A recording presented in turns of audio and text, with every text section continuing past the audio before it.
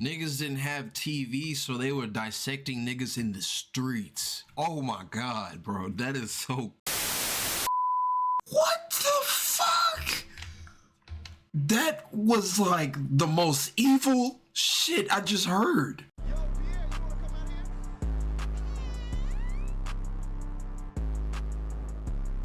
Yo, what's good?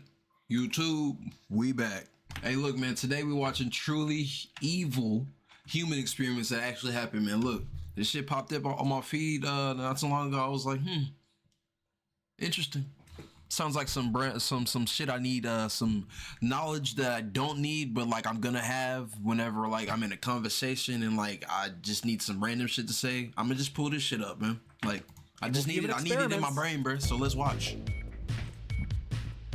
All right, fellas, let's start things off. This video is made by Chat History. Hey, shout out Chat History for making this video. Back in the 4th century BC, Greek civilization was reaching new heights. People were getting more and more curious about the world around us and began asking really important questions. What niggas was smelling like shit. does that do? How does that work? Should I do a Did I leave the oven on? How do magnets work? Call me back? Is this real life? Or is this just fantasy? Shrimps really fry the rice? Or not? All pretty valid questions for people just wishing to learn the workings of the natural world. While many focus on the mechanics of the universe, others chose to focus. Like that's some me type shit. Like if I was a nigga back in the old days, bro, I swear to God, bro, I'd be trying to figure out shit, bro. Looking at the stars and shit. How the fuck does the world work? How does the universe work? Like, I'd be one of those motherfuckers, bro. I wouldn't be like no regular nigga, bro. Focus on the inner workings. You meet me back then, I'm gonna fuck up your mind with some shit. Of humans themselves, and not only from a philosophical standpoint. Sometimes you just want to know what makes us. Why is he gripping his thigh? Tick. That's what Greek physician Herophilus wanted to find out and document in detail. After getting his education at the Hippocratean medical school in Greece, Herophilus turned his bulging eyes towards the city of Alexandria, Egypt, with its big, throbbing library chock full of scrolls just begging to be read. Time to go to Egypt, he said. And so he did. Hey man, that sound like that one island that Robin is from One Piece. Look, bro, I'm watching One Piece, so everything I do and see is One Piece related. Where they burn down that tree of knowledge, that's like that. I ain't gonna lie. After getting himself a shout out Oda, the best author, best manga anime author, bro. Established and taking on a student, a young physician named Erasistratus, they got to work. Why you think I got the flag in the back, bro? Together, the two men would begin to carve out a new branch of science, anatomy. But in order to do so, you need some bodies to cut open to start slopping their guts around. And what better way to obtain fresh bodies than to use condemned criminals, captured and supplied by the Alexandrian rulers. Little Hero and Era were like kids in a candy store with a hopeful glimmer in their eyes, excited to begin their wondrous experiments. But surely the criminals put under the knife were already past their expiration date, right? Nope. Instead, Hero and Era performed live human dissections, called vivisections, to broaden their understanding of the human body. They even went as far as to perform these surgeries in full view of the public for anyone who thought it would be cool and interesting. Wow, that's both cool and interesting. Niggas didn't have TV, so they were dissecting niggas in the streets. Oh my god, bro, that is so crazy. That's what I'm saying. Herophilus documented their findings in extreme detail, making breakthrough discoveries of the human anatomy. In doing so, he inflicted unimaginable suffering to his subjects. Since anesthetics weren't really a thing back then, the victims felt every cut and slice, at least until they passed out from the pain or died of blood loss. Dissecting intestines, reproductive organs, eyes, or even purposefully damaging the motor nerves to inflict paralysis.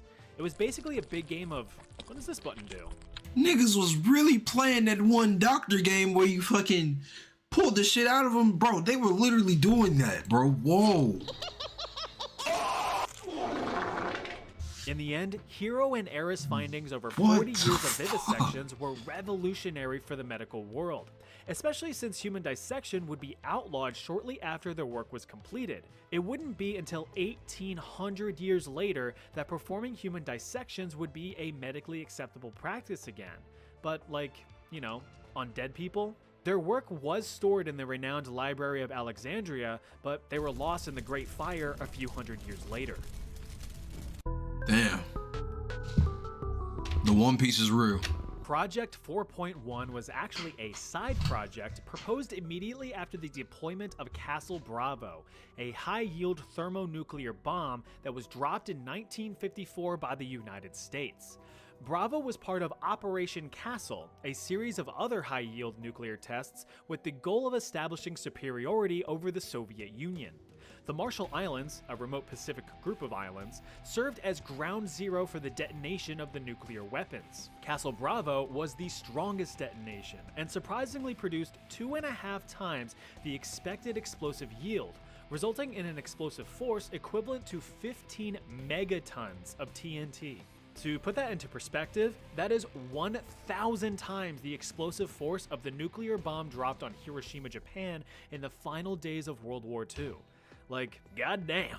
To make matters worse, Shit is crazy how like one dude made something so powerful it can destroy the world. Like genuinely, if they fired too many of them bitches, the world would literally end, bro. The Marshall like that shit Islands is were crazy. occupied with citizens. Like when you really sit and think about it, bro, that shit really wild, bro. So US officials were kind of like, This is how the weed be having me talking, bro. I be thinking about the fucking state of the world, bro. Like I become a revolutionary when I'm faded, sir, shouldn't we get those people out of the...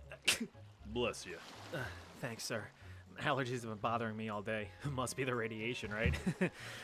No, but seriously, are we gonna get those people out of the radiation zone? Yeah, you know, that was on my to-do list. Well, too late now, so let's just see how things turn out. Operation Castle was quickly amended with the addition of Project 4.1.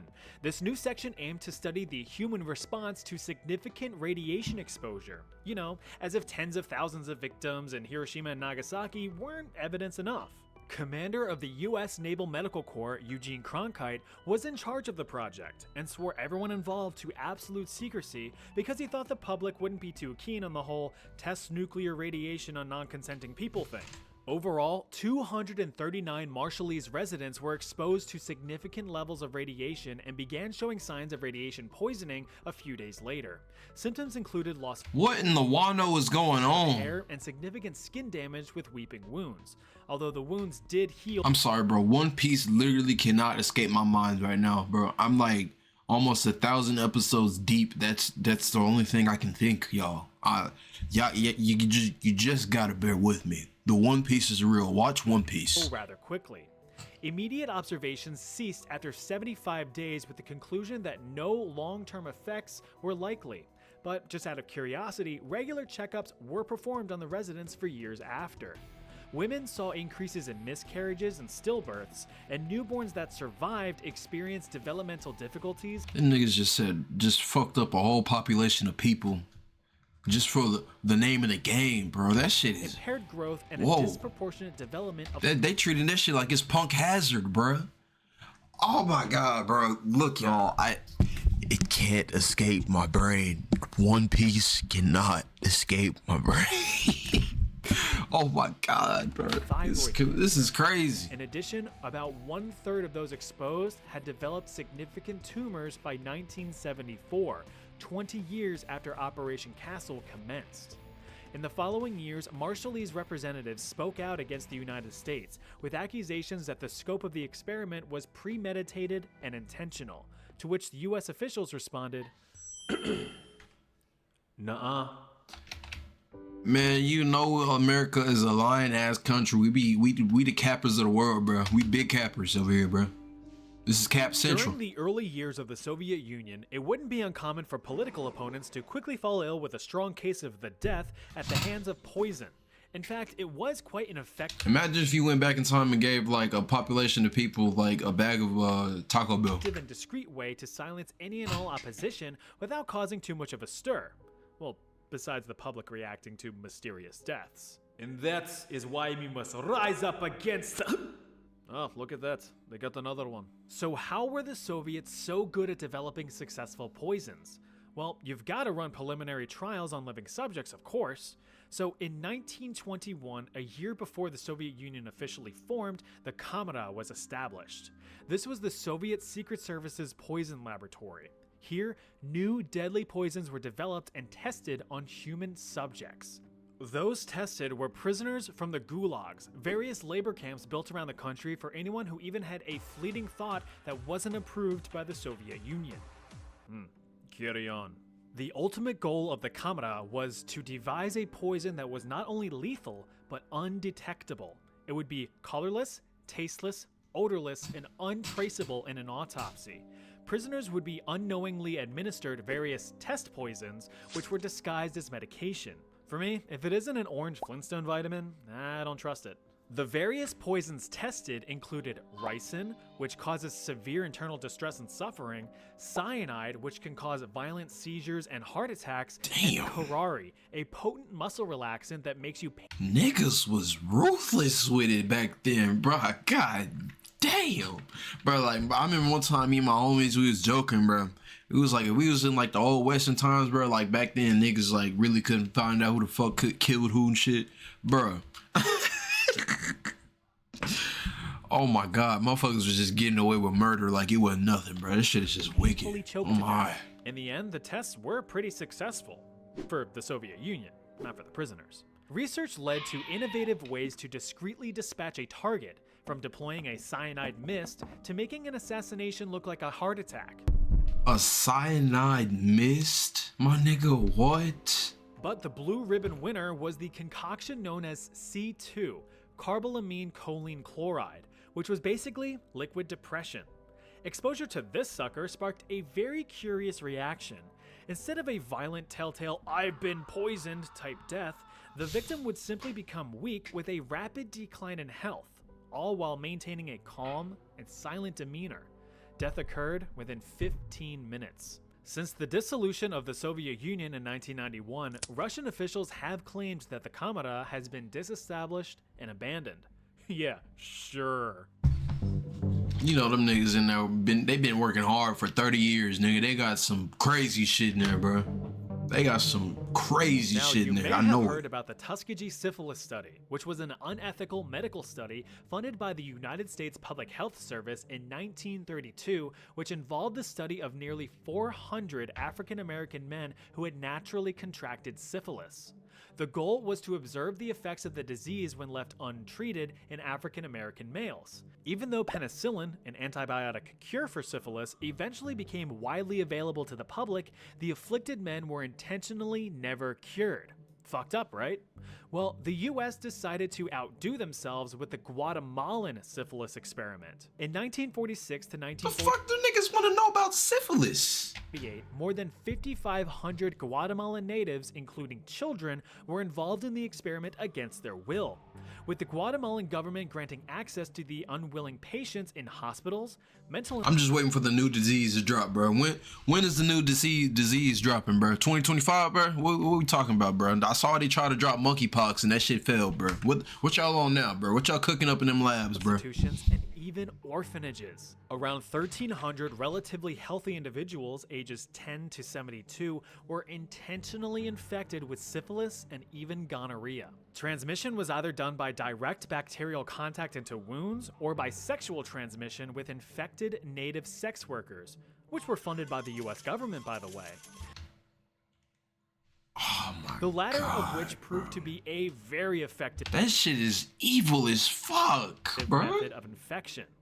The guy in charge of these experiments We got motherfucking, bro. Why the fuck is why is there so many Doflamingos running around this motherfucker, bro? God damn, that shit evil. Dr. John C. Cutler, but you can call him Dr. Dickass. He often failed to keep accurate medical records of his experiments and instead would only provide anecdotal evidence in his findings, probably because he knew what he was doing was unethical, which very much sounds like something only a dickass would do. But all joking aside, the experiments conducted on these people were gruesome. Perhaps one of the most notable documented examples of what these people experienced was about a female patient named Berta. The following is an excerpt from that document. Berta was a female patient in the psychiatric hospital. In February 1948, Berta was injected in her left arm with syphilis. A month later, she developed scabies.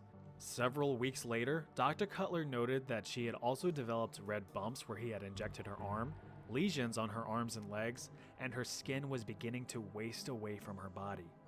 Berta was not treated for syphilis until 3 months after her injection. Soon after, on August 23rd, Dr. Cutler wrote that Berta appeared as if she was going to die, but he did not specify why. That same day, he put gonorrheal pus from another male subject into both of Berta's eyes, as well as her private areas. He also reinfected her with syphilis. Several days later, Berta's eyes were filled with pus from the gonorrhea, and she was bleeding from her private area. 3 days later, on August 27th, Berta died. Told you he was a dick ass. What The overall goal of the study was to determine... What? That was like the most evil shit I just heard. What? Yo, chat, bro. This is why I don't trust niggas, bro. This is why I don't trust niggas, bro. You be cool with a nigga one day and then he just slime you out like this, bro. This is insane, bro. Oh my. the effectiveness of penicillin. Oh, I don't even want to replay it, bro. Oh my God. Rest in peace, bro. Oh my God. That is a crazy way to go out, bro. Allegedly finalized his reports in 1955, but no evidence was ever found proving that the reports were submitted for peer review or even published.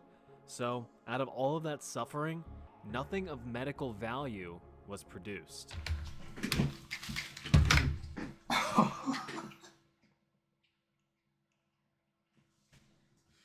No way. He was doing it for the name of the game, the love of the game. Oh my God. That is so evil, bro. What the fuck? I almost shed a tear, bro.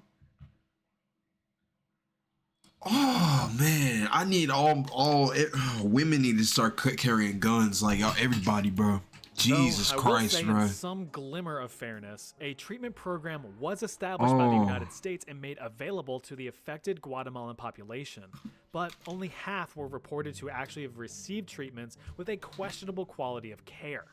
United States President Barack Obama formally apologized to the Guatemalan government in 2010, 62 years. It took Obama to apologize, bro? Oh, bro.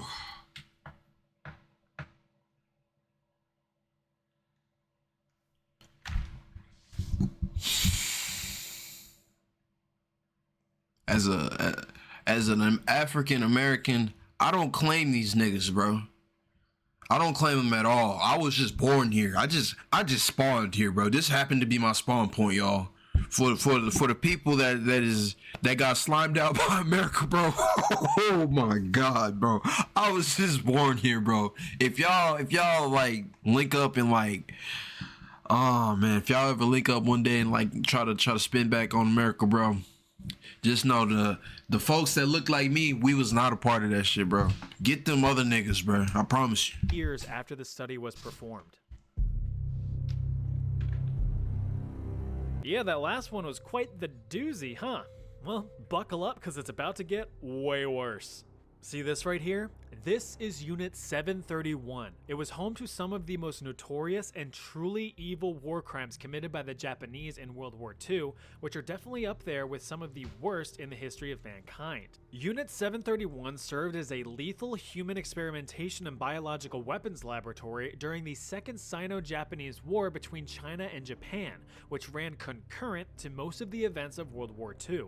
This nightmare facility was established in 1935 in the sub-provincial Chinese city of Harbin, 4 years after Japanese forces invaded the Chinese region of Manchuria. Inside, hundreds of thousands of Chinese and even some Russian prisoners of war were subjected to some of the most egregious and horrifying human experimentations known to man. Experiments performed on men, women, and children, which is... They got the kids too.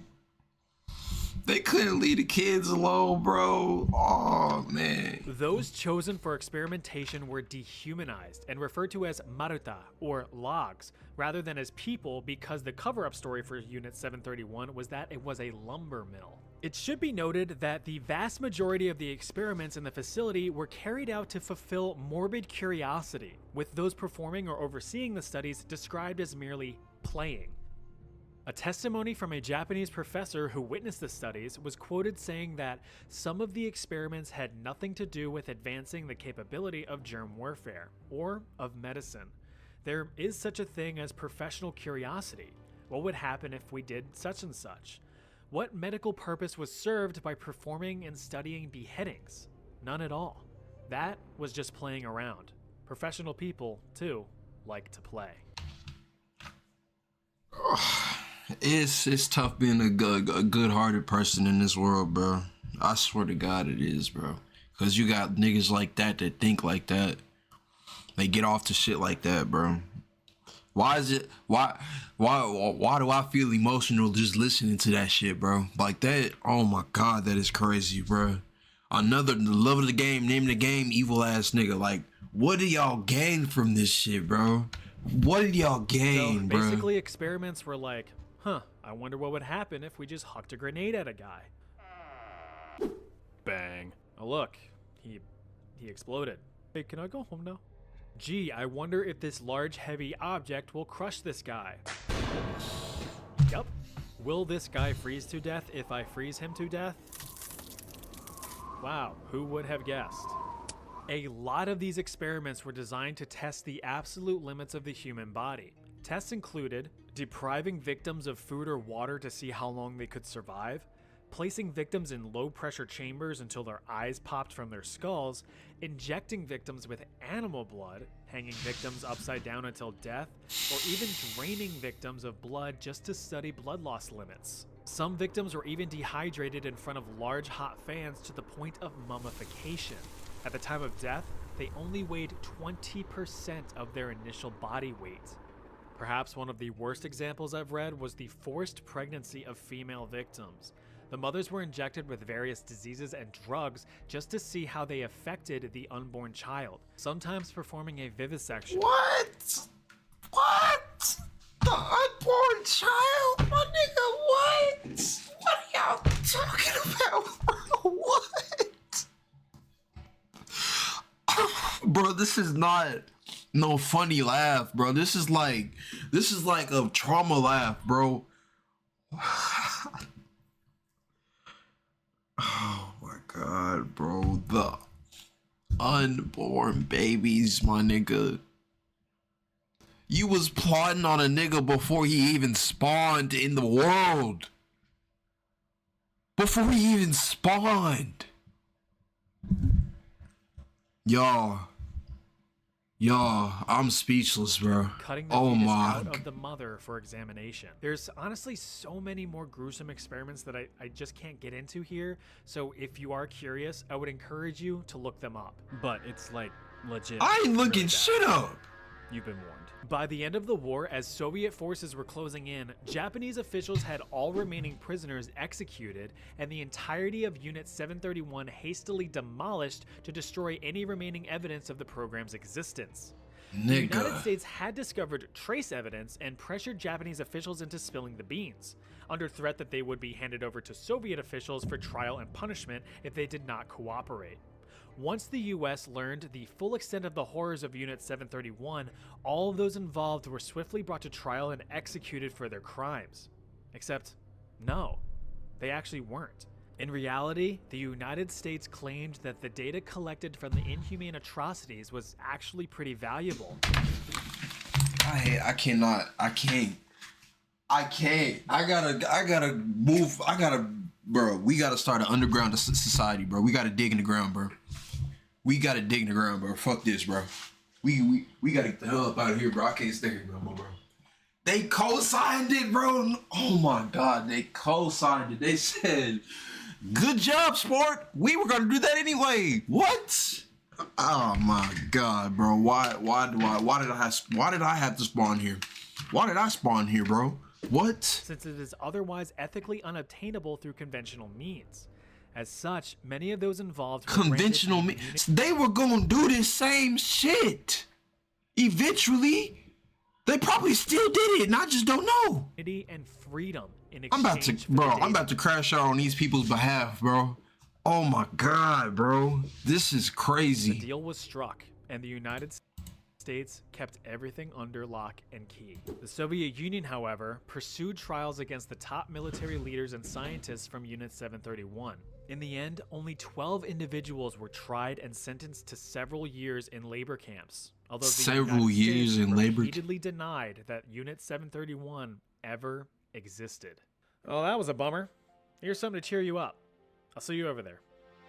He got a part 2? Bro, y'all gonna have to like this video for me to watch part 2, bro. That was actually crazy, bro. What? Oh my god, bro.